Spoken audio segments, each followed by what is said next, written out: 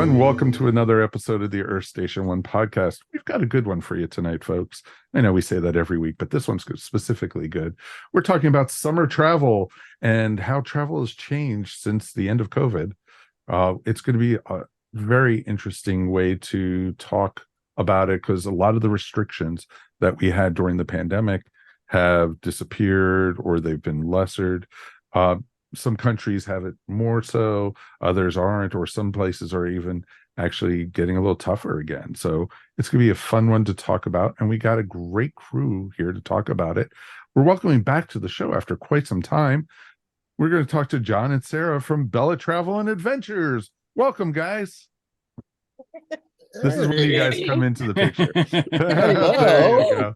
And this is when they teleport in. It is awesome. Ooh, what fancy special effects we're using. This is just amazing. This is just amazing. Or is this called really bad green screen? I don't know. I am phasing here. Yeah, exactly. Welcome back to the show, guys. Thank you. Thank you for having us.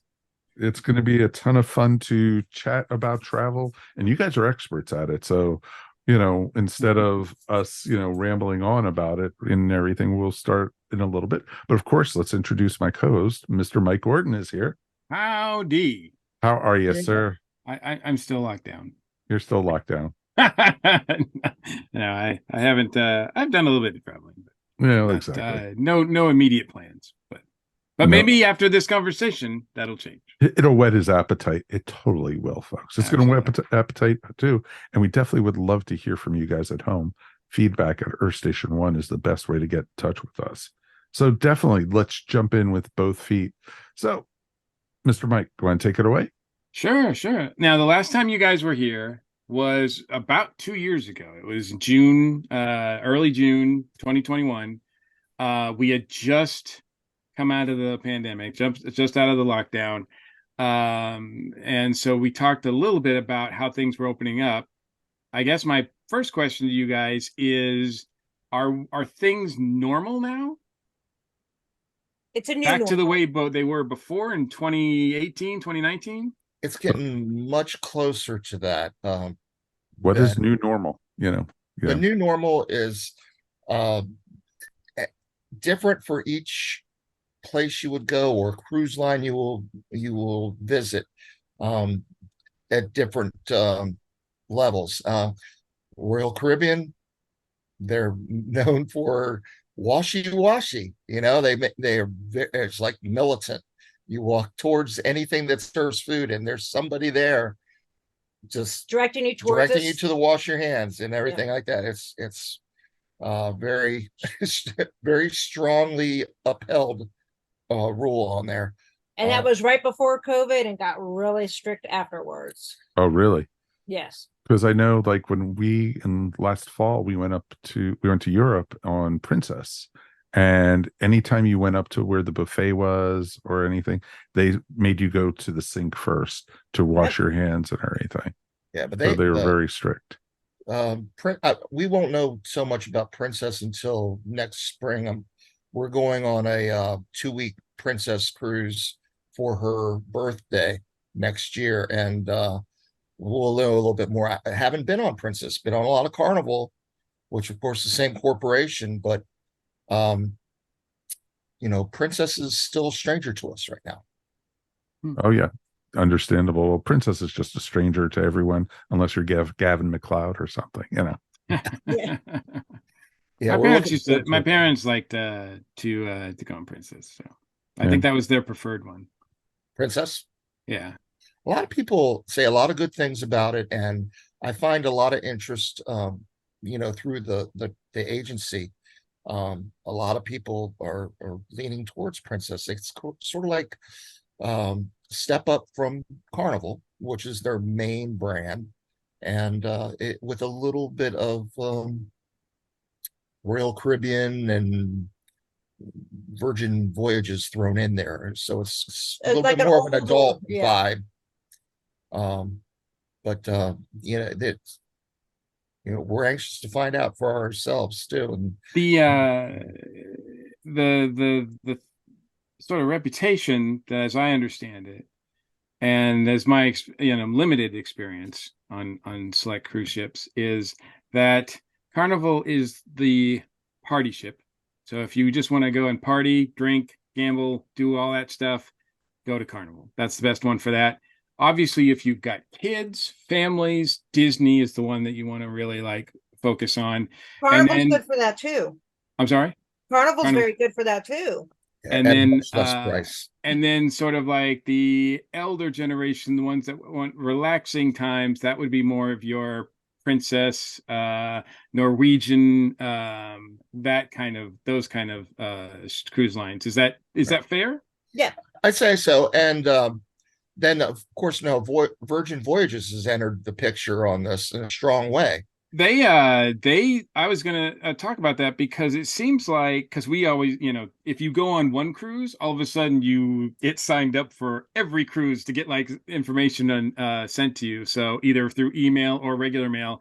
And it seemed like Virgin was like, after the pandemic, it seemed like they came out of nowhere and all of a sudden was a big player. So it seems like they really benefited, maybe indirectly or directly, from the lockdown. Well, I tell you, the lockdown really slowed things down initially for Virgin. When they first entered the scene with the very first ship, the Scarlet Lady, that ship was built and finished just as we got locked down. So, man, bad timing. Yeah, and they were already starting working on the second ship, the Valiant Lady, and they hadn't had one paying cruise yet. Wow. So they were on the brink of debuting, and then everything locked down. So when the lockdown was lifted, they really could just go full bear because all of a sudden they were really ready, maybe even more so than some of the others were, right? Right. Yeah, and their ships were brand new. It's not like they came in and got ships from other cruise lines and started slowly. They came in brand new vessels, top of the line, amenities on all of them. And so when it was lifted and we were able to travel again, people were interested because of the unknown factor. This is a cruise line that is strictly for people 18 and over. Oh wow. Okay. No I yeah. didn't know that was that strict. Okay. No, Virgin, I know, has no kids on it. Pretty That's much. good. That's kind of ironic, really. Yeah. And everything when you pay for your cruise, you pay for your drinks, your everything. Right. It's a one package deal, and you don't piecemeal it like the other places do. Yeah, there's very little a la carte there, except for like their special dining, things like that. And I've heard that they have a problem getting that coordinated as far as booking out in advance. They're asking for people basically to book these specialty restaurants and any shows or anything like that when they board the vessel. So as you can imagine, it's kind of like going to the track on the day of the Kentucky Derby. It's like the Wild West, I've heard, in some ways. Yeah. So they got some to work out, but remarkably positive responses I've seen. That's awesome. I've seen a few videos from Virgin, and it looks completely like ultra modern, very, very sleek and everything. Not very traditional if you're used to a traditional cruise. No, that's what they were after when they came into the situation here. They wanted to do cruising not as normal. I think when we talked last time, because it was just after the pandemic, a lot of cruise lines in particular were trying to encourage people they were trying to encourage customers. So they were making it a lot easier by packaging a lot of the things that, like the free drinks or free Wi-Fi, et cetera, et cetera. Is that still the case, or is that diminished a lot? Are they back to normal now? There's not so much enticement anymore. They don't have a problem filling ships now, huh? No, but a lot of they're actually overbooking. But a lot of the plans that I've seen, because we've been looking at different cruises and stuff like that, and there are, hey, if you sign up now with low deposits and second 75% off the second person. Oh, and we'll also throw in a drink package, and we'll also throw in the Wi-Fi on the boat and everything. But it's very limited Wi-Fi because it's only for one one device per person. It's not for the whole cabin, or so you can't use your computer and then your phone on it. You could only use either or and Right. such. And you see, that's what they're still trying to work out, is different levels of Wi-Fi. Some people go on a cruise and they want to be completely connected because maybe they're going to work while they're on the cruise. I can't imagine. Ugh. We have a lot of friends that do that though. But I like But not yes, we having do. my phone active when I'm on the cruise. When I'm on a ship, I'm just like, I just want to just get away from everything. Unplug. you see, there's a lot of people, like to do that, and other people like us, we have to have some connection, because back at home, Yeah, sure. our gang needs me to transfer them some money, or something's going on with the dog and has got to go to the vet or something like that. Sure. That but other than that, really, we could just connect ourselves and be completely happy. I was just talking about that today.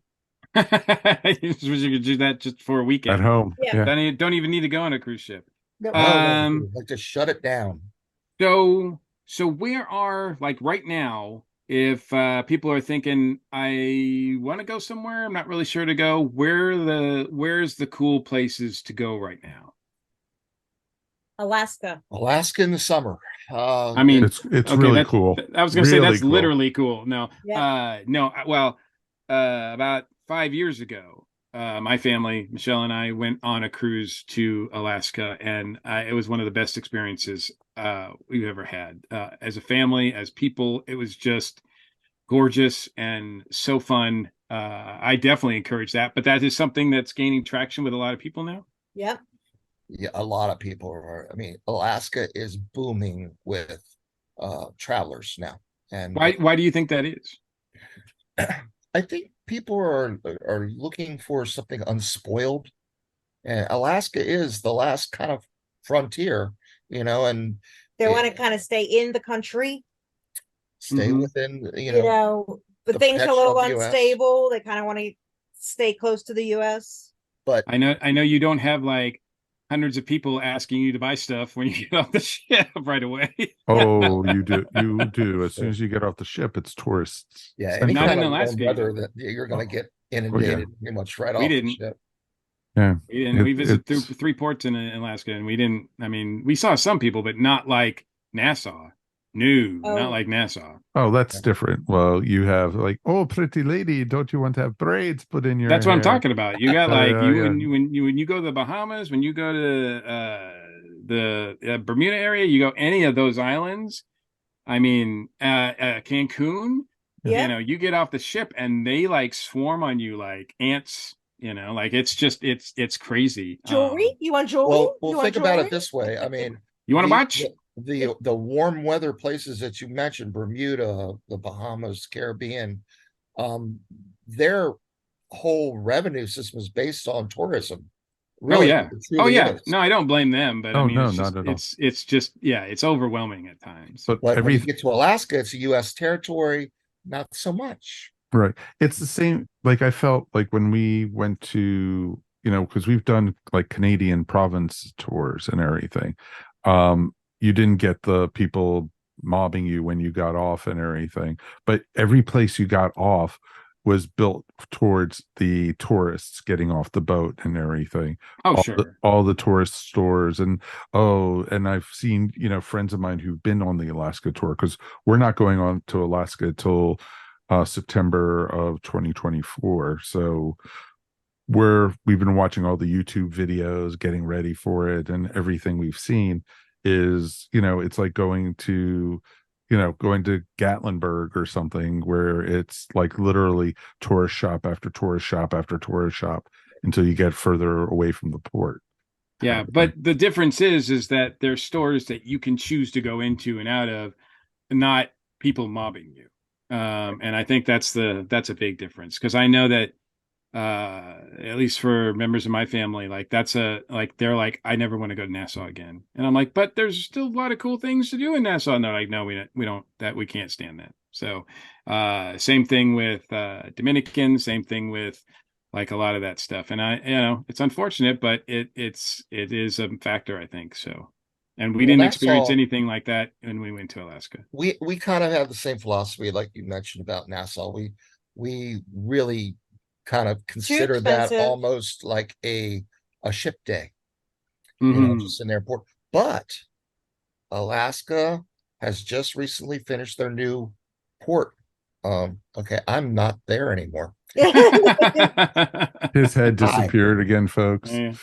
I'm Well, you back. just have to remind people about the logo and advertise, Yes. so that we get that. So,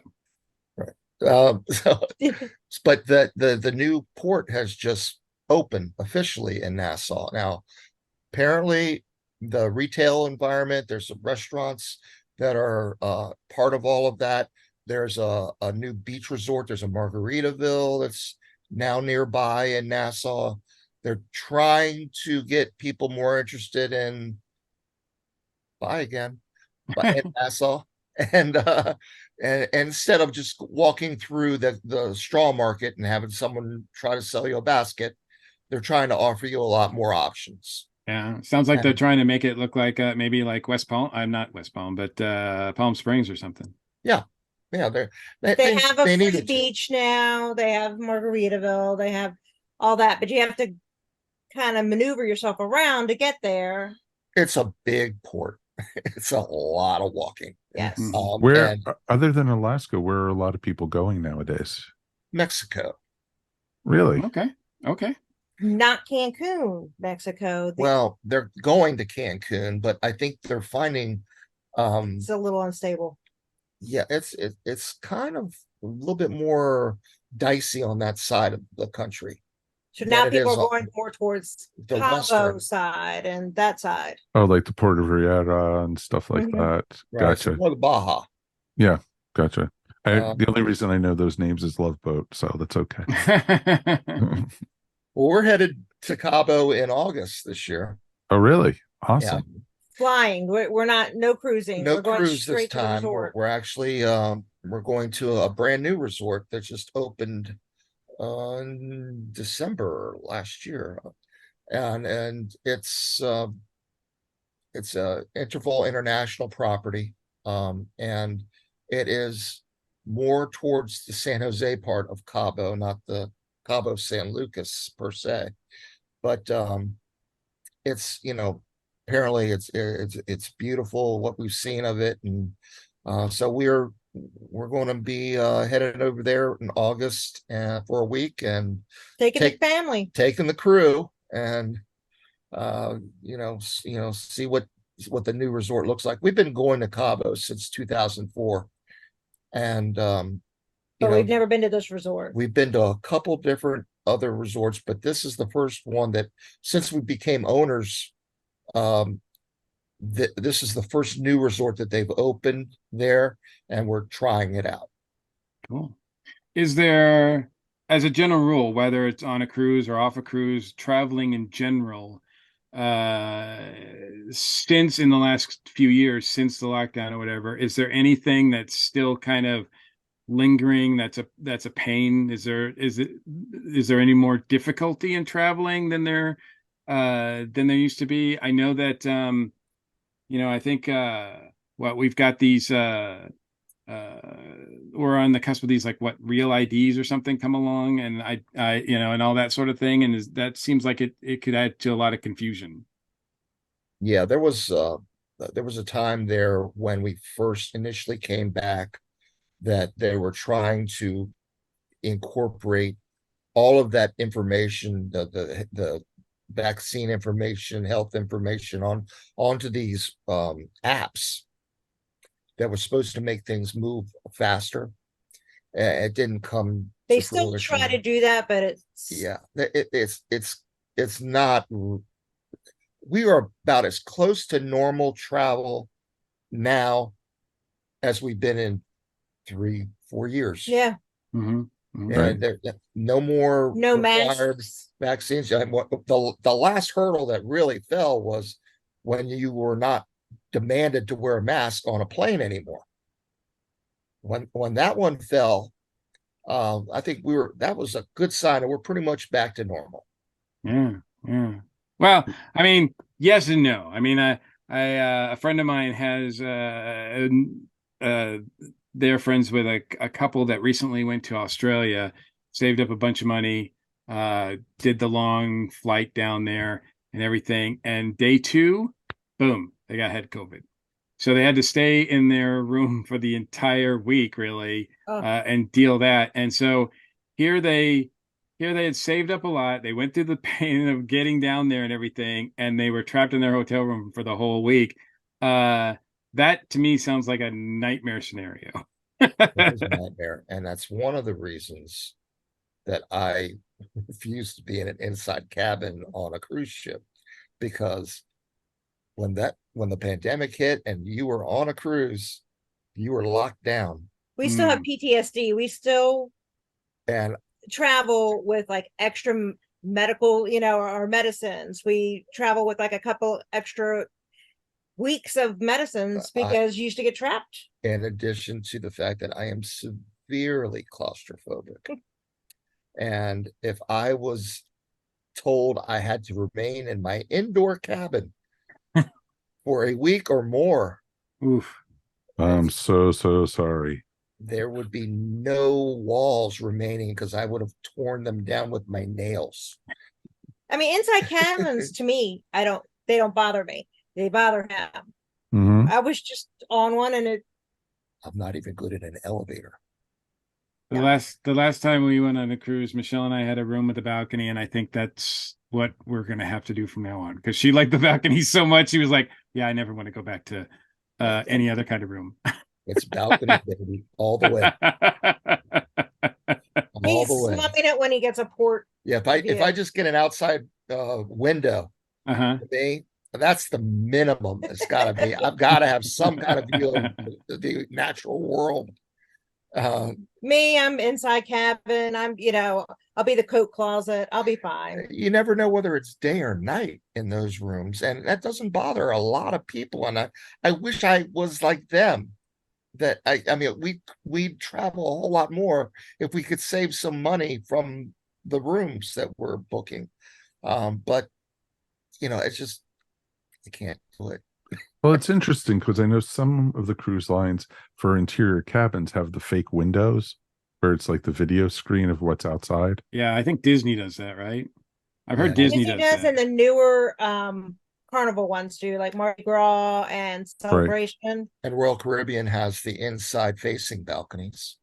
True. I'll tell you what, because they have the courtyards and stuff like that. Yeah. With a lot of the new ships, I mean, they're like cities of traveling around the ocean. It's like well, there's not a lot of encouragement that you need to get off the boat at any time. Yeah, so much to do. Everything. I mean, really, honestly, the last cruise ship we went on that was large one was the Carnival Celebration, which is going on about a year now that it's been out. November. Yeah, and that ship, you literally, when you book a week on that ship, you're really not going to see everything. That's why we're going back in October for 2 weeks. We're going back for a back-to-back in just October. To see everything on the ship. Right. Just to see all the amenities and experience everything. You really, really need 2 weeks. I didn't know that doesn't work out for everybody. I am like really phasing here. Yeah. But we lucked out. We got like a really great. Yeah, I was able to book the same balcony room for us for both weeks. And first week is a Eastern Caribbean, second week is a Western Caribbean. And the cruise director is a good friend of ours. Great guy. Lee Mason. He's probably the top, if not the top he just got cruise director in Carnival Corporation. And he just got Cruise Director of the Year. Yeah, just got awarded that. Yeah, he did. That is awesome. Well deserved. Really I mean, the man is just a ball of energy. We saw him when he first started. We saw him his first year he started, and now we just saw him now, and he's incredible. Yeah. He remembered us. Well, when we cruised with him, he had just started with Carnival. So you guys are very unforgettable anyway. So it's it's true. Have you I met don't him? know how to take that, Mike. So forget you for years, honey. So those people who are watching, listening, they want to go someplace, but not just lockdown, not just COVID or whatever. Things are getting back to normal, but there's still financial issues that a lot of people are suffering. What can people do for the best bang for their buck? Where can they go? What can they like? Is it a cruise? Is it something else? Or where do you suggest that people go for that's maybe a little bit be like not like too expensive? Camping. Camping. Camping is back in a big way. Really? People Well, are occupying these RV resorts and campgrounds, and they are booming. But there's also now glamping, and there's where you get the camp set that's already set up for you when you get there and everything. When I say camping, I don't mean anything about a tent. Okay. You're not talking about setting up a tent and going in an outhouse.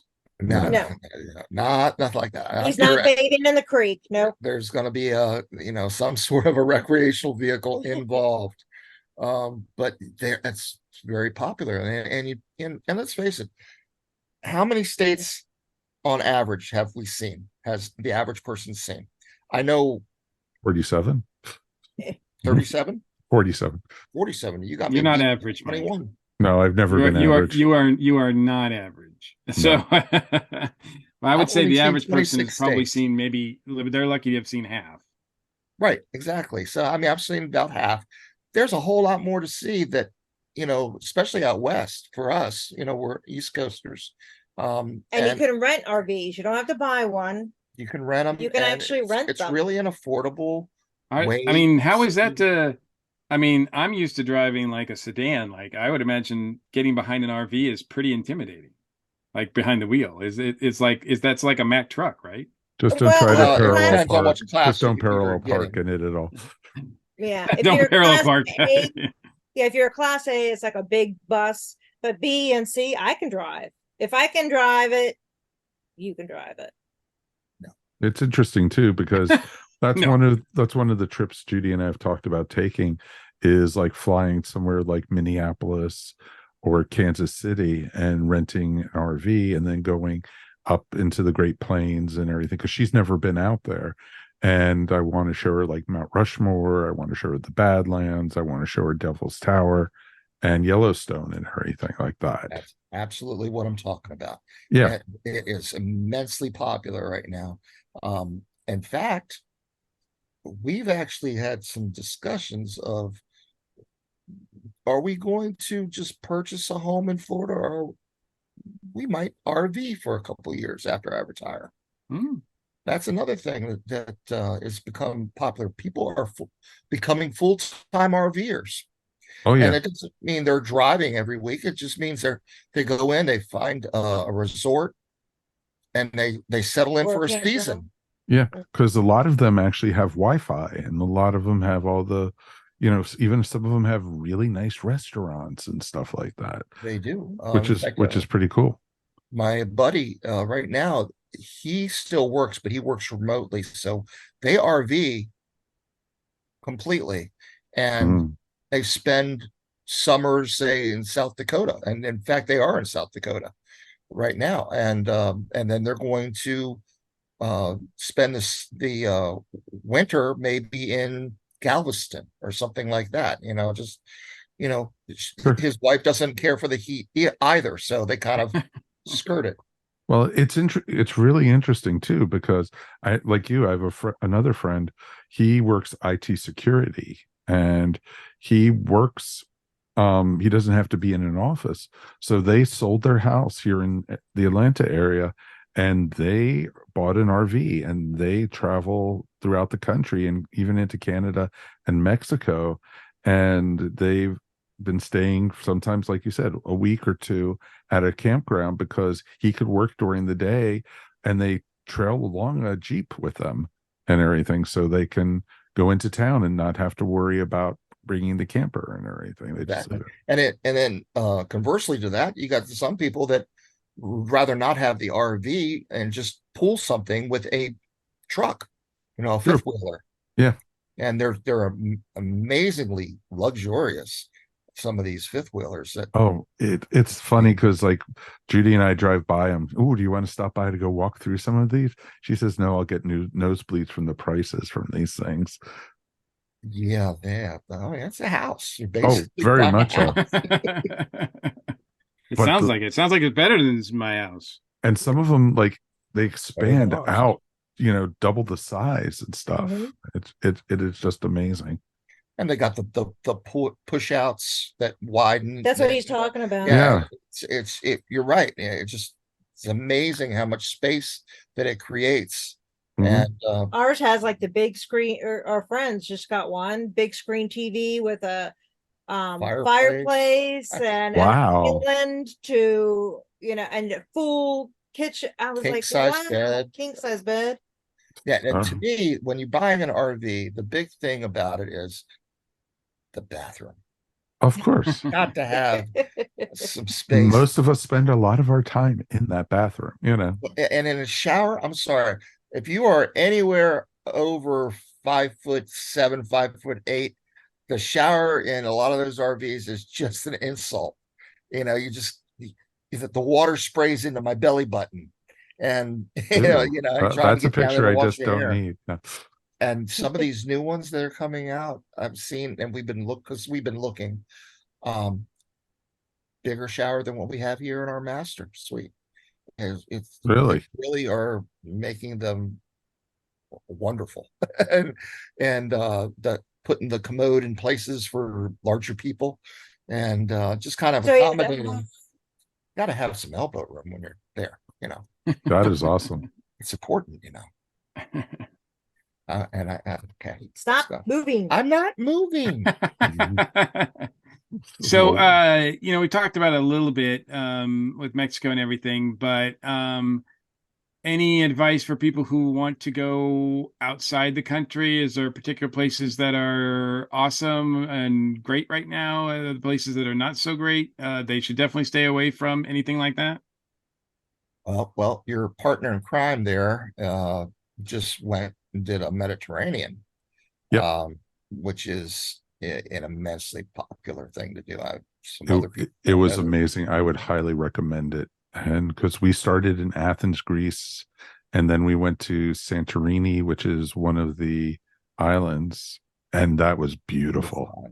It was like when you see pictures of the Greek Isles and you see the white buildings with the blue roofs and everything, that's Santorini.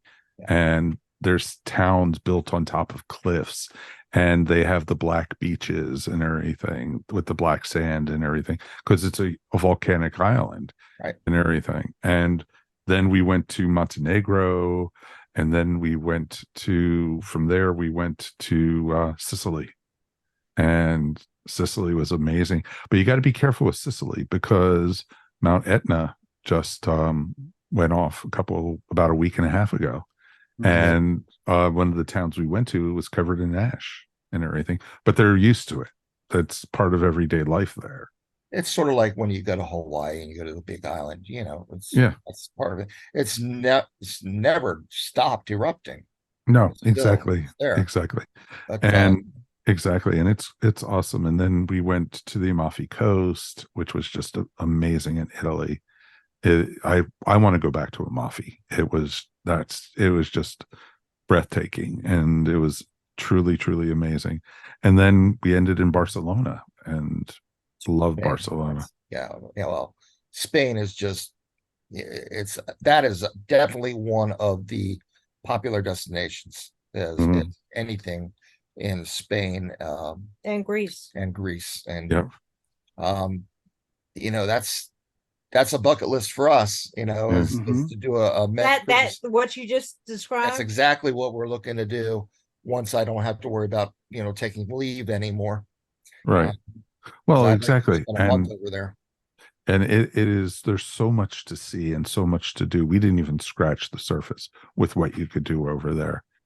And it is amazing. And and it isn't as expensive going to some of those countries as a lot of Northern Europe is and everything. Like when you go up to Amsterdam, when you go to Germany, when you go to Sweden, and like, you know, Finland and all these other countries, you know, you get those prices up there are very, very expensive. But the Mediterranean countries are a little more affordable.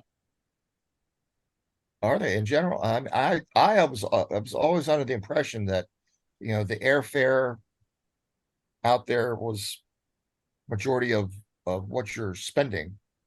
Saying I'm gone, I did not move. Okay. All right, It's there we go. okay. But you know, You can't so breathe. Don't breathe. Don't breathe. That's the key. We're going to be going for another 35 minutes, so don't breathe for the time. No. okay, I'm good. But but yeah, the airfare it's not cheap to fly to Europe just in general right now. But you could find there are sites out there that you could find deals on, like Scott's Travel deals, and you know, where, you know, you might have to be spur of the moment, you know, hey, you could fly to Paris round trip for $500, but you know, you have to be prepared to leave in the next week or so. Right, exactly. You're going to work on their schedule when the availability comes around, and yeah, if you're going to do it. But you know, to save a dime here and there, you will have to be willing to be flexible. Exactly. It seems like I know a lot of people, a number of people over the last couple months in particular, that have gone to the UK, whether they go to England and London, or they go to Scotland or Ireland. Is that something that is reasonable to do right now, or is it still kind of maybe pricier than some other places in Europe? I don't know too many people that have made that jaunt inexpensively. Scotland, Greenland, Iceland, Germany, that's still kind of a pricey ticket right now, especially the airfare. I mean, just getting there and back. Well, we had our friend that just went to England, and she had to do it by way of going and flying and taking a cruise around England in order to try to work it out feasibly. Or remember her? Right. She was trying to, you know, do it inexpensively, and you know, take a flight to one section and then take another mode of travel to get to where she ultimately wanted to go, to save a couple dollars, you know, on the travel expense. You know, if you've got the time, absolutely nothing wrong with doing that. It's just that, you know, the working stiffs that we are, we don't have that extra time to do, you know, that. So you're either going to dole out the money right now to pay for, you know, a more direct method of travel, or you have to do what she did and kind of jump around to be able to get it, or you just don't go and head off to the campground. Well, what have you guys heard about flights? Because the price for flights has gone through the ceiling and everything. And I have not seen any indication that there's going to be any relief there anytime soon. Now we book travel, but I steer clear of airlines. Airline travel is dicey at best. There's times to book flights, better times than not. But even if you book a flight, you can't guarantee that you're going to get to where you're going, because like when we went on our cruise, they shut down the airport. Right. There was Florida was shut down. You couldn't fly into Florida. Really? So people were missing cruises. There was an overabundance of traffic coming in and out of Florida. They literally shut off the state for like 3 hours. So people were missing cruises for air traffic. People can get back from cruises. People can get back from. It was around Christmas time. And there was I was going to say a few months ago or a couple months ago, I remember seeing that a lot of airlines were just canceling flights left and right, leaving people stranded, and Southwest especially. Southwest has been miserable about it and everything. Absolutely. Has that gotten better? Yeah, only that it's not happening Because as- everyone's afraid to kind of boat. Well, not so much that, but I think whatever gaffe there was in the system, But they resolved it. But people are you looking at you have other trains. issues. You got real issues with air travel, and what I mean by that is people hiring staff, Stop moving your hand. pilots.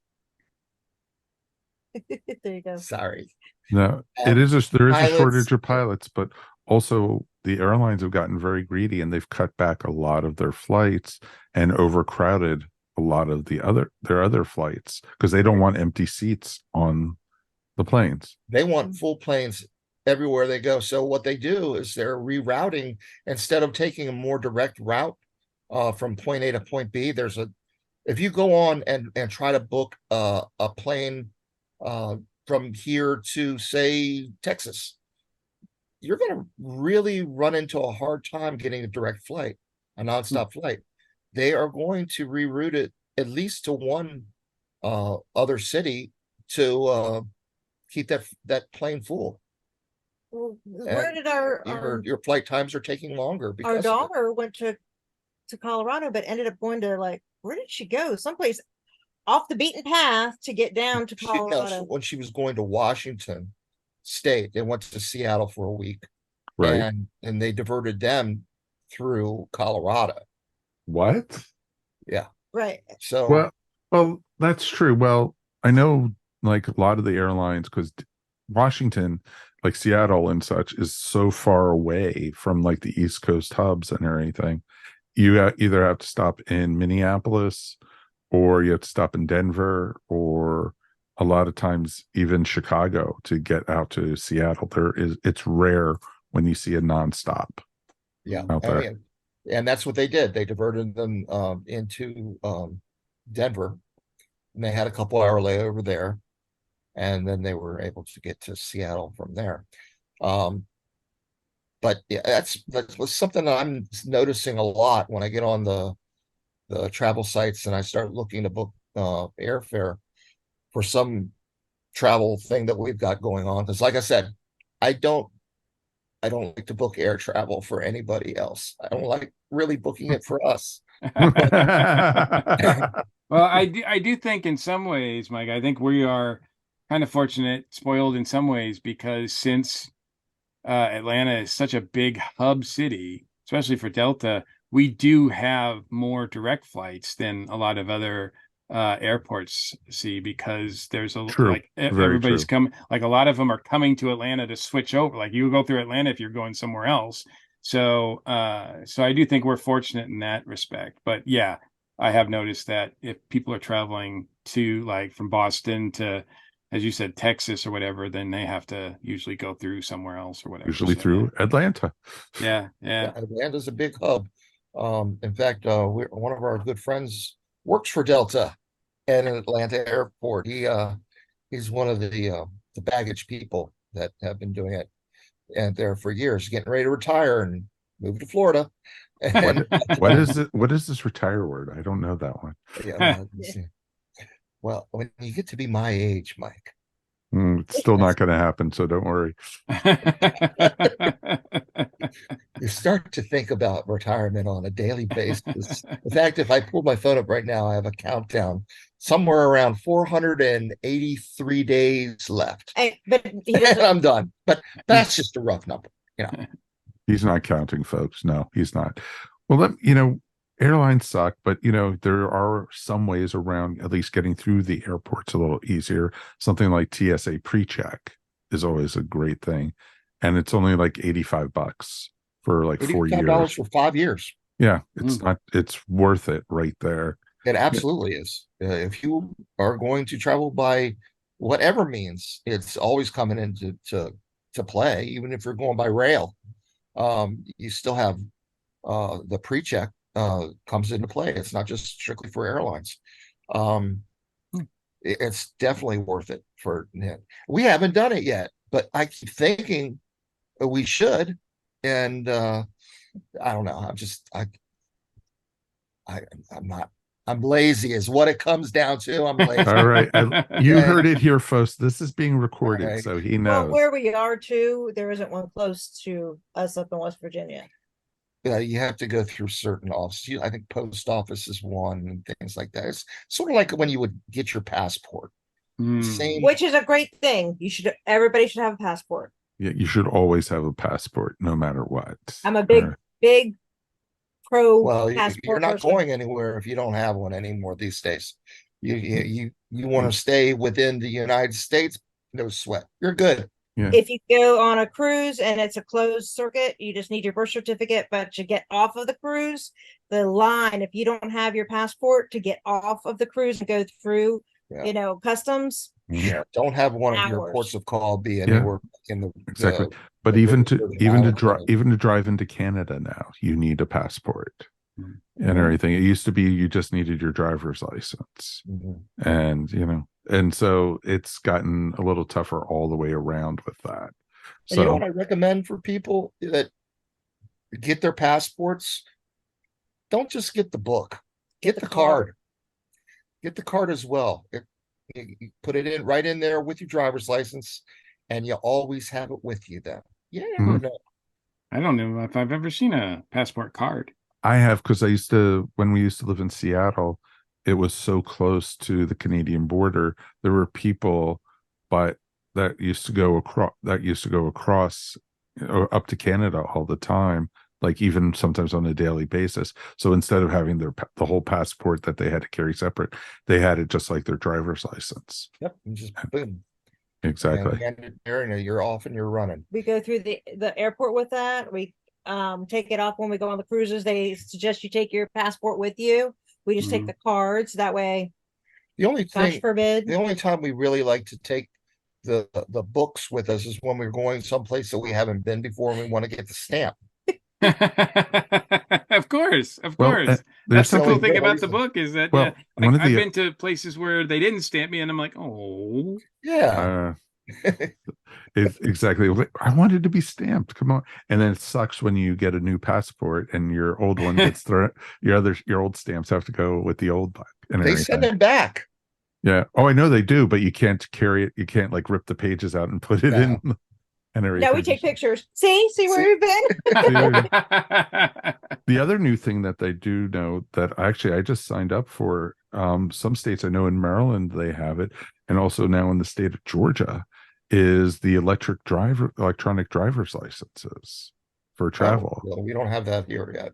And that's pretty cool. So literally, on like in my Apple Wallet here, I have it's my state of Georgia driver's license. So it's pretty cool like that. That's awesome. And you can use that when you go when they ask for your ID at the airport. They will accept it. How do officers react to that? Well, I don't know. I have never been pulled over, knock on wood. You expect me to believe that, Mike? Come on. I know you. Yeah. No. Speaking English. I don't know. I do not know what you guys are talking about.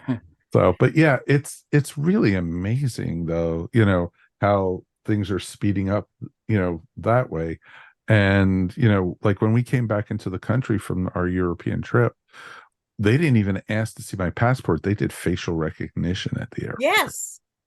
And everything. And they do that on the cruise ships too. That's lovely. And you get your picture taken at the port, boom, you're on, and it's facial recognition from that point on. Yeah, when we came back, like you said, when we came back from the cruise, facial recognition, we didn't even have to show our passport. They were like, okay, go ahead. And yeah, exactly. They tell you, bring your passport, bring your vaccine thing.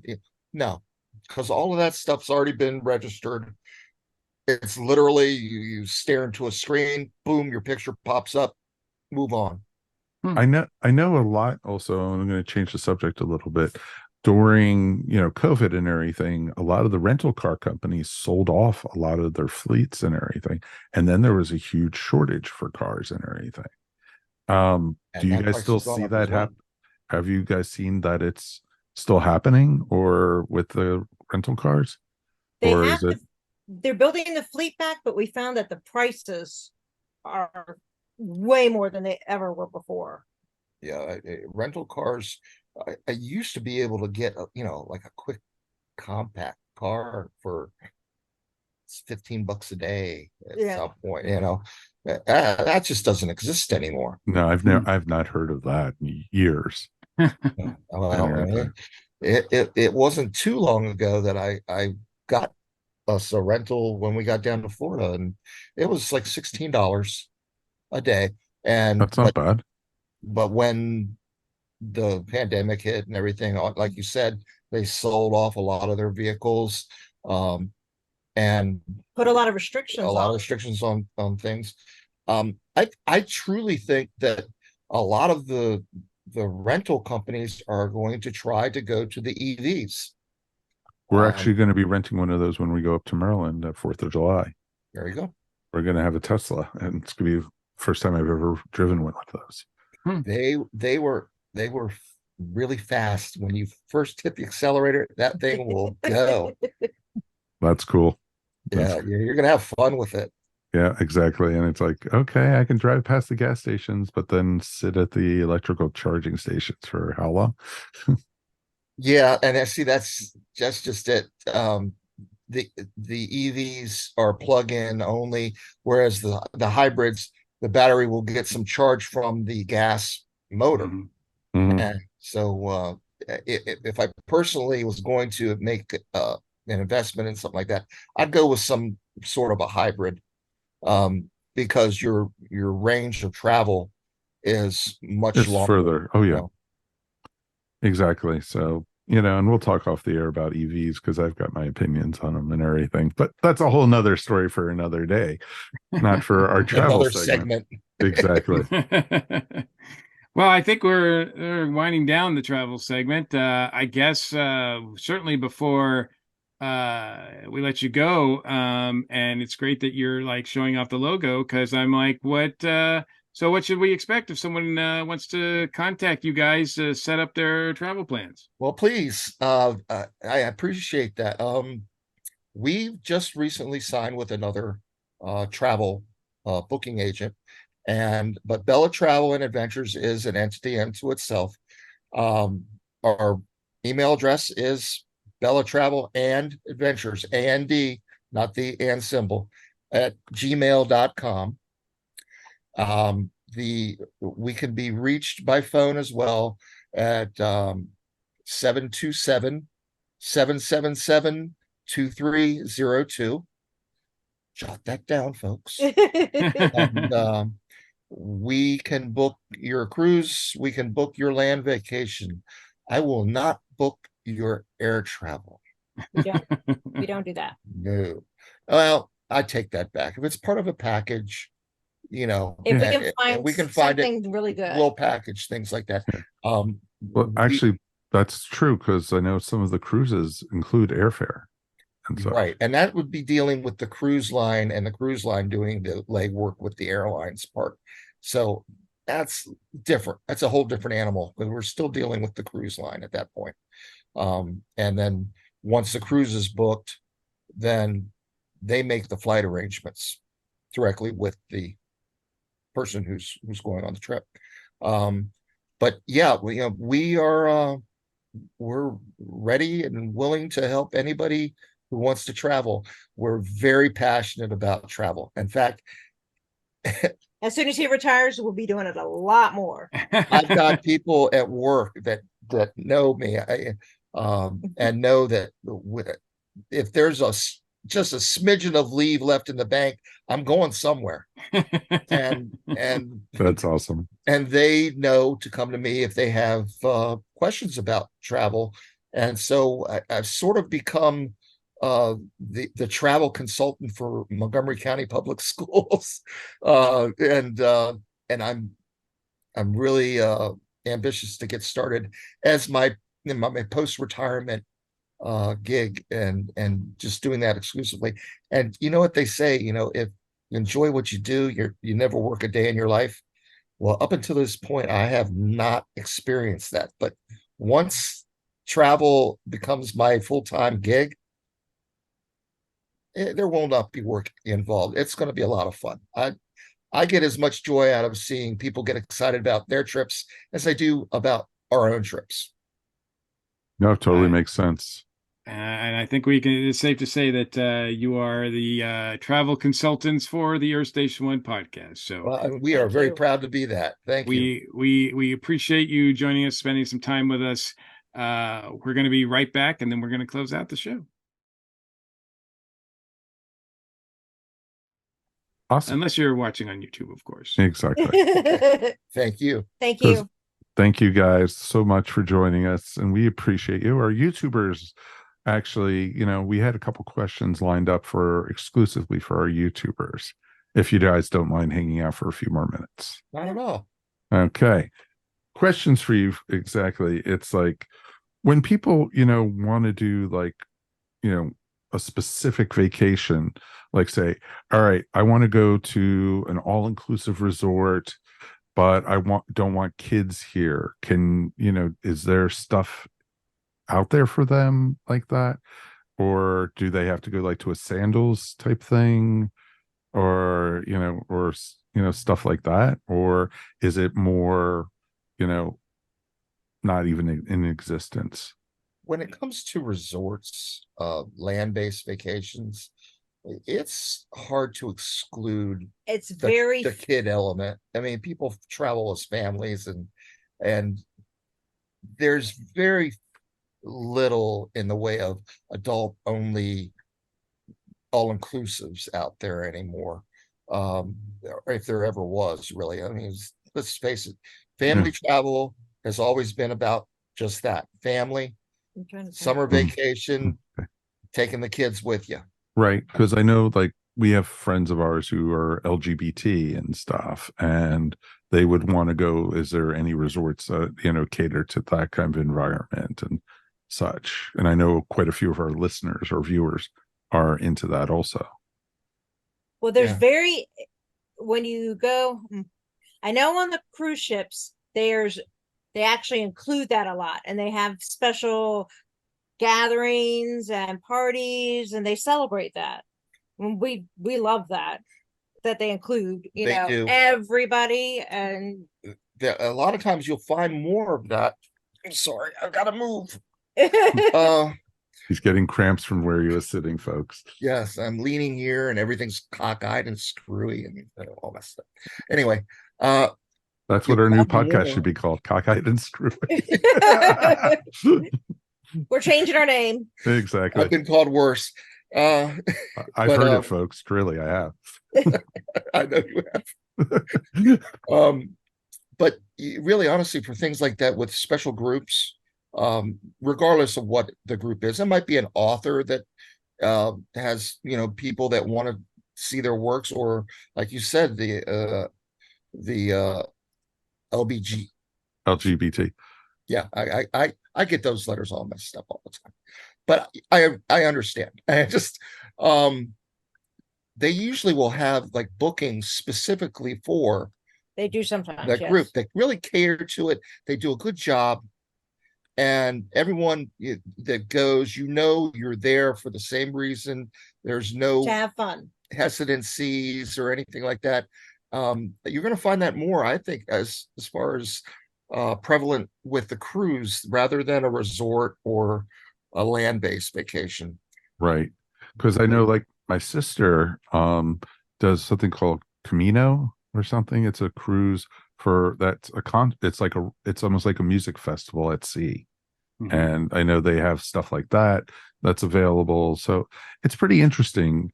Any kind of taste you cater to is, they have it out. You could find it out there, folks. Oh, you can. But again, I think more of that is available on a cruise type of vacation rather than a land-based really vacation. They have the ability to be more. Cruises are more inclusive. Resorts can be a little bit more. They're more sprawling. There's a lot of. But they have a lot of restrictions too. Yeah, but I mean, I don't even know how to put it. I really haven't done the proper research to see whether or not there is more available land base wise for situations like that. And now that you brought it up, I'm going to do my homework and find out what that is, because I should know more. I should Right. know better. But as far as my own personal opinion, I'd say for special groups like that, and people that have an agenda and they want to have like maybe work groups or Sure. talks and things like that. A podcast network, stuff like There that. you go. You know. Yeah. You could have a cruise, just ESO cruise. What do you think? Theme cruises are, I Yeah, know that they were a thing people before the already get pandemic, sick but listening to our show anyway, so why not, that's right. make Why not at sea, right? exactly. Yeah.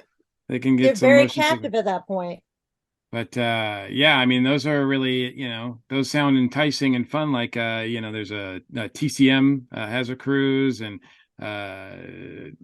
Rock and Wrestling has a cruise, and Star Trek fandom has a cruise, and Supernatural had a cruise. a friend of mine goes to I think it's is it 80s bands or 90s band? Probably They either have a one, cruise, right? yeah. So Yeah. there's 80s a lot band, there's a lot of like a those. hairband cruise. Oh yeah, like Yeah. I know our friends, was it the Monkeys folks? They do the the flashback cruise where it's like bands like the Beach Boys, the Monkeys, Right.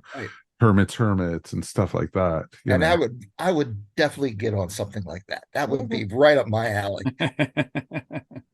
So it would be it would be a ton of fun to do. And it's interesting because there is for cater to every taste. And so, definitely. And, if, like I said earlier, if you don't want to go on a trip for kids or something, there is stuff for that. But if you also, but if you have a family or something, there's Disney cruises, or there's resorts and everything that are specifically just for people with families. And the things that they provide now, entertainment for the kids to keep them busy, and a lot of and all elements of travel. They have made kids clubs where kids are safe. They're signed in. They can't be taken or kidnapped or anything like that. You can. They have all this entertainment for these kids. They have where little they don't GPSs feel where like, you could see where they are on the boat and everything. right, and they're not attached to your hip at that point. They're happy. You're happy. Everybody gets a little bit of their own time. So there's a lot available for families. Even if you want to have some adult time away, the kids will be occupied, enjoying themselves. They're not feeling like they're neglected. They send them to the cabin. You don't have to do that anymore. Right. There's a lot of amenities that are available for kids of all ages. Of course. Well, I'm a big kid, so it's okay. Well, like I said, I might be old, but she's told me how many times that she's had to change my diapers. So Yes, I have. That's a little personal here. I have 4 kids. Theoretically, man. Oh, okay. My 2 daughters, my there's son, kink, and my but husband. that's another podcast that we did, so it's okay. So it's interesting. Hit me with another question. Okay, the other question I had for you is, how does somebody become a travel agent if they were interested in it? It's amazingly simple to become a travel agent. You sign up with a travel group. Mm-hmm. You take the trainings. They're online. They're online. Everything's classes that are provided for certification to every single different resort or cruise line or any kind of travel group that you want to say Disney travel. Okay, gotcha. You've got to take their training, but it goes through a basic travel agent. Like ours is Cruise Brothers, right? Is who we use. Okay. We sign up with Cruise Brothers. We take their basic training. Then we go and we take the training from each individual resort or cruise line or whatever, what have you provided. And you get the certifications for every individual. And if someone hits you with a surprise, like say Silver Sea Cruises, We don't have that certification, but you know what? I can have it within a day. Gotcha. No, that So totally makes sense. And then you could start booking on that cruise line. and everything. exactly. But you know, right off the bat, we're going to have the main popular venues, Carnival, Royal, uh, those kinds. Disney Vacations, Ryu, which is an all-inclusive resort. Um, Interval International, yeah, there's their resorts. we just get the trainings through the biggies right out. And if someone hits us with something from left field, we go back, we take the training, we can accommodate them too. Gotcha. And what was the name of that service, the company again? It's called Cruise Brothers. Cruise Brothers. Got it. Okay, we'll have a link to that up on our show notes. So folks who are interested, please check it out. And Definitely. The thing about Cruise Brothers is, and this is kind of a little bit of an inside scoop, as if you sign on with, say, someone like Expedia or something like that, or if you become an agent with a specific cruise line, or a iCruise, let's say, they're going to require you to put in a regular work day. Mhm. Okay. Well, when you're sign up with Cruise Brothers, they don't require you to do anything like that. You literally sign up and you agree to a 50-50 split of commission. Really? That's nice. That's it. And then they do offer you perks, like when we finish with, or when we Holland finish America, Princess. things like that. You will get perks as a travel agent, and they do encourage you to take these trips so you can sell their product. Of course. And, firsthand, you were able to recommend it and everything. Right. Exactly. And then, we'll be vlogging these trips as we go along. So, as another way to, give people information and insight is by our own experiences. So Of course. our YouTube channel is up, but we have a lot of backlog that we have to put vlogs up for. Okay. And anything going forward, we're going to be vlogging and using that material to help as far as the travel agency goes. And I promise you the background will be much better for when they do their YouTube channel, folks. So it is awesome. Well, Maybe. I mean, Sarah and John, thank you so much for joining us tonight. Thank you very much, Thank you for guys. having us. We appreciate it. And we look forward to it every year. Oh, dude, we'll see you again next year. All right, we will finish up now and let's close up the show. Do you guys want to hang out for the close, or do you guys? Okay, all right. So that's going to wrap up another episode of the Earth Station One podcast. I wanted to thank John and Sarah for joining us tonight. One more time, how can people find you guys? We can be found Bella Travel and Adventures at gmail.com. And it's AND, not the and sign. The real word. And we can be reached by phone at any time at area code 727-777-2302.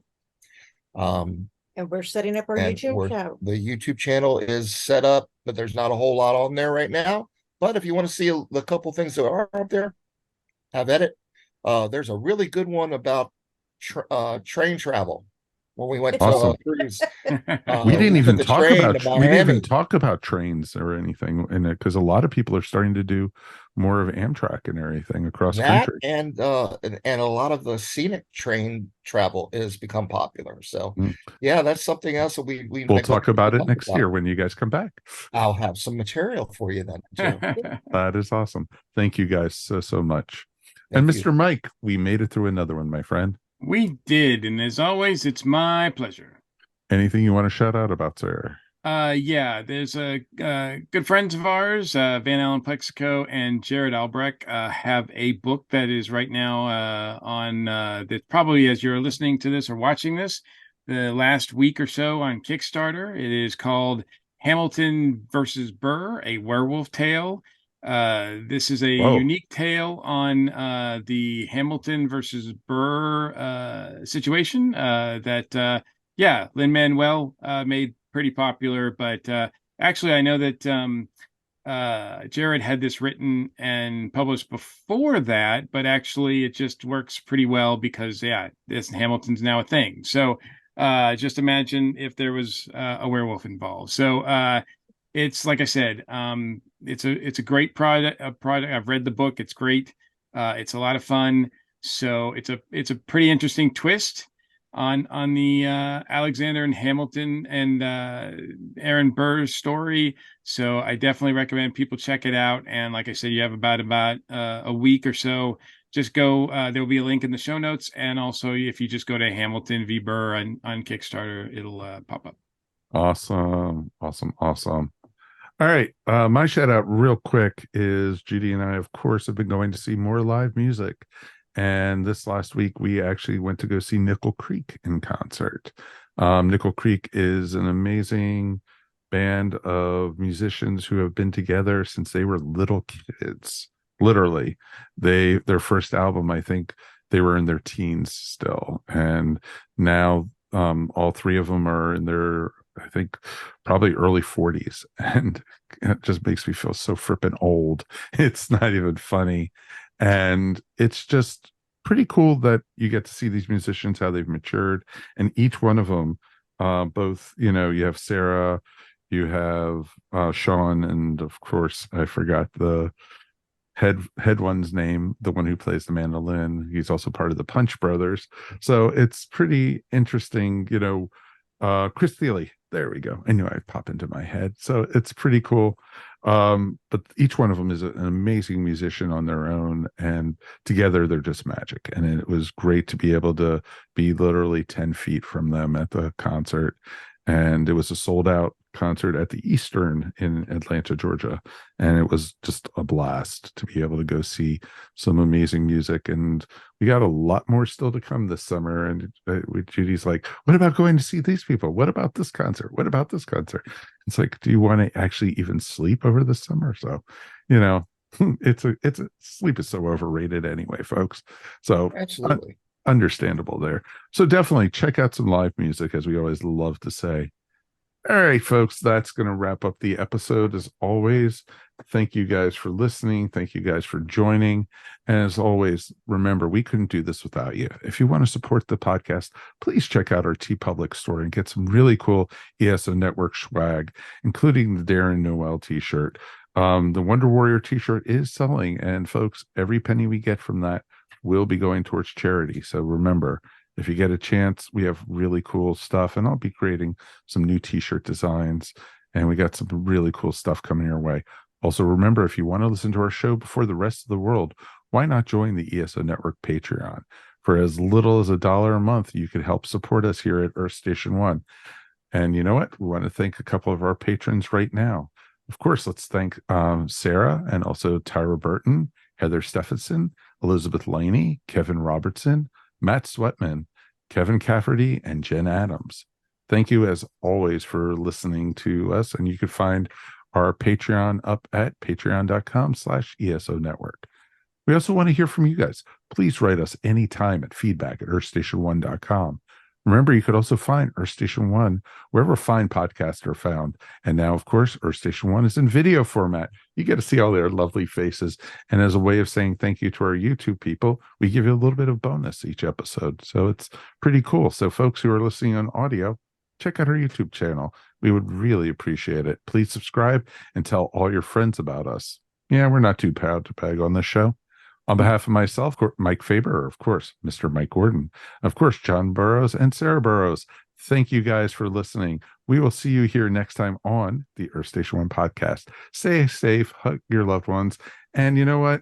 Travel this summer, folks. There's a world to see, so check it out. As always, we'll talk to you soon. Peace, and we are done. Boom.